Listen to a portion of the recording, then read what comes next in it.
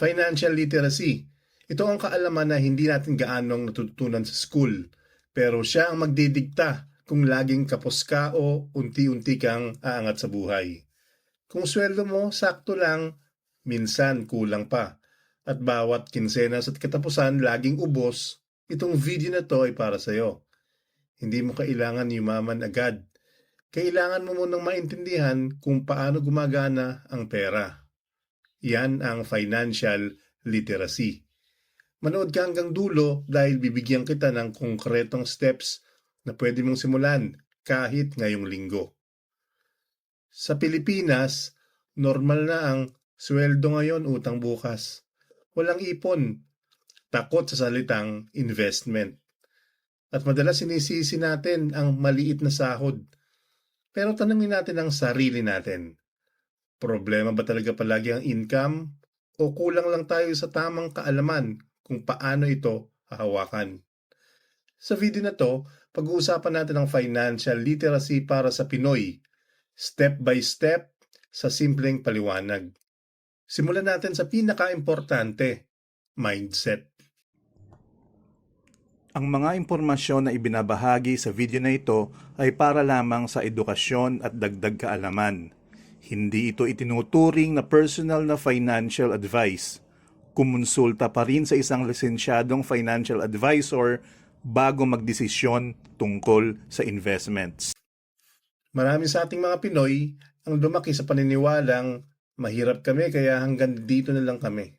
O kaya naman, kapag malaki na sahod ko, doon pa lang ako mag-iipon. Paulit-ulit natin itong naririnig hanggang sa nagiging normal na lang sa isip. Pero isipin mo ito ng mabuti. Kailangan mo ba talagang hintayin ng 50,000 pesos na sahod bago ka matutong humawak ng 15,000? Kung ngayon pa lang ay hirap ka nang i-manage ang sweldo mong 15,000, laging kapos, laging walang natitira. Ano sa tingin mo ang siguradong mangyayari kapag naging 50,000 na ang sahod mo, pero wala ka pa rin kaalam-alam sa financial literacy? May mga taong 15,000 lang ang sahod, pero walang utang. May konting ipon, kahit maliit, at may malinaw na plano sa pera. Samantalang meron ding 50,000 ng sahod pero lubog pa rin sa utang. Sabay-sabay ang loans at bayarin at wala pa ring ipon hanggang ngayon. Ibig sabihin, hindi lang laki ng sahod ang laban. Mas mahalaga kung gaano ka kagaling humawak ng perang pumapasok sa iyo. Dahil kahit gaano kalaki ang kita, kung wala kang sistema, mabilis lang din yan mawawala. Ang unang hakbang sa financial literacy ay simple pero mahirap tanggapin. Ikaw ang may kontrol. Hindi perpekto ang sistema, mahal ang bilihin, tumataas ang presyo ng lahat. Oo, totoo lahat yan. Pero sa gitna ng lahat na yon, may mga desisyon ikaw pa rin ang may hawak. At kahit maliit lang ang kaya mong gawin ngayon, pwede kang magsimula. Kahit paunti-unti, basta tuloy-tuloy. Ngayon, usapang budget. Marami ang parang allergic sa salitang budget kasi feeling nila puro bawal, puro tipid, puro sakripisyo. Para bang kapag nag-budget ka, wala ka ng karapatan mag-enjoy. Pero ang totoo, ang budget ay permiso, hindi parusa. Permiso kung saan dapat napupunta ang pera mo, imbis na magtaka na lang kung saan ito nawala. At tandaan mo ito, kung maliit ang sahod mo, mas lalo mong kailangan ng budget. Kasi kapag maliit ang kita, bawat piso may papel, may purpose. Kapag walang plano, mas mabilis talagang mauubos. Isang simple at basic na paraan ay ang paghihiwalay ng sahod sa tatlong kategory. Una, needs. Mga kailangan para mabuhay at makapasok araw-araw. Pangalawa, wants. Mga luho o saya sa buhay. Pwede pa rin basta kontrolado. Pangatlo, future. Yung ipon, emergency fund at investments para sa sarili mo sa hinaharap. Kung 10,000 ang sahod mo, hindi mo kailangan sundin ang sobrang strict na ratio na nakikita mo online. Ang mahalaga may direksyon. Pwede kang magsimula sa simpleng goal tulad ng 70% para sa needs, 20% para sa future, 10% para sa wants. Halimbawa, kung 10,000 ang sahod mo, 7,000 para sa renta, kuryente, tubig, pagkain, pamasahe. 2,000 para sa ipon, emergency fund o kahit maliit na investment. At yung 1,000 para sa kape, milk tea, simpleng reward, date o konting luho. Hindi masama ang gumastos para sa sarili. Ang masama ay gumastos ng walang plano. At itong pinaka-importante, isulat mo. Hindi pwedeng nasa isip ko lang. Kasi sa isip malabo, madaling makalimutan. Pero sa papel, malinaw at totoo. Pwede kang gumamit ng notebook, Excel, notes sa cellphone, o kahit simpleng papel. Basta sa bawat sahod, alam mo na kaagad kung saan mapupunta ang pera mo, bago pa siya dumating at hindi pagkatapos mawala. Ngayon ang tanong ng marami, paano ako mag-iipon kung kulang na nga ang sahod? Unang rule na kailangan mong tandaan, huwag mong hintaying may matira bago ka mag-ipon. Kasi sa totoo lang, kadalasan walang natitira. Baliktarin mo ang sistema. Ipon ka muna. Gumastos ka later. Isipin mo ito bilang pagbabayad sa sarili mo bago ka magbayad ng bills. Halimbawa, 8,000 ang take-home pay mo. Pwede mong iset sa isip mo, bawat sahod, automatic 200 hanggang 500, ipon agad. Oo, maliit pakinggan, parang walang epekto. Pero tandaan mo, hindi ito one time. Gagawin mo ito bawat sahod, buwan-buwan, taon-taon. Dito pumapasok ang totoong lakas ng consistency. Kung mag-iipon ka ng 500 pesos per cut-off, 500 times 2 equals 1,000 per month. 1,000 times 12 equals 12,000 pesos per year. Ngayon tanungin mo sarili mo, may taon na bang lumipas na wala ka man lang naipong 12,000 pesos?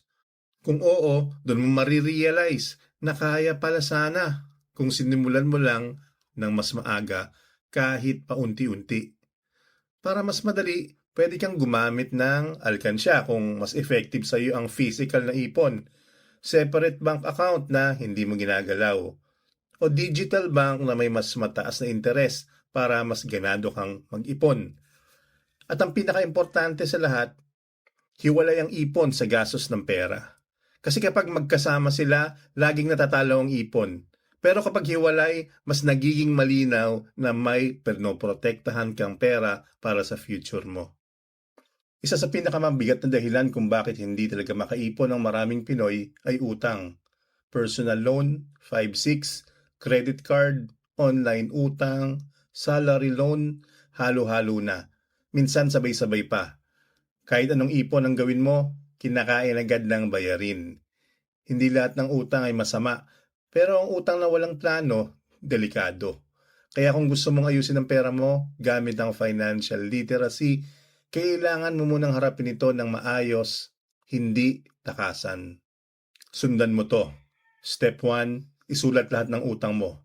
Lahat, walang tinatago. Huwag mong itago sa isip lang dahil doon siya mas lalong lumalaki sa stress. Ilagay mo sa papel o notes. Kanino ka may utang? Magkano ang total balance? Magkano ang interest? Kailan ang due date?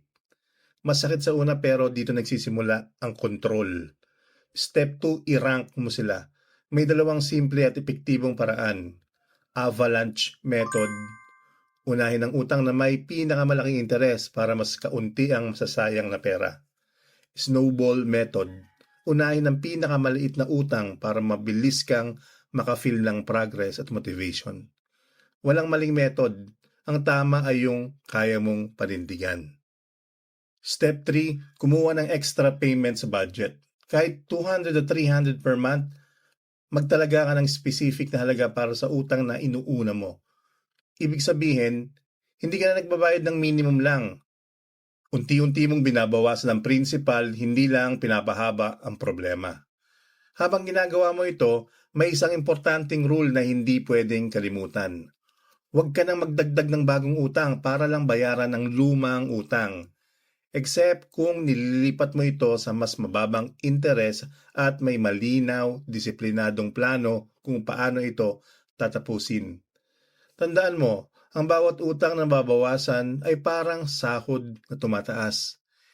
Hindi man agad halata, pero unti-unti bumabalik sa iyo ang hininga at kontrol sa pera mo.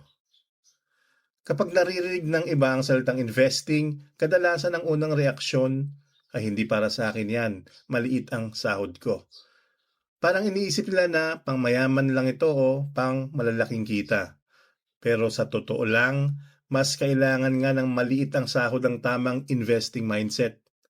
Sa ngayon marami ng paraan para magsimula kahit maliit lang ang halaga. Pag-ibig MP2, mga ilang UITF, ilang mutual funds, at iba pang beginner-friendly instruments na hindi kailangan ng malaking kapital. Ang goal kapag maliit ang sahod mo ay hindi agad yumaman.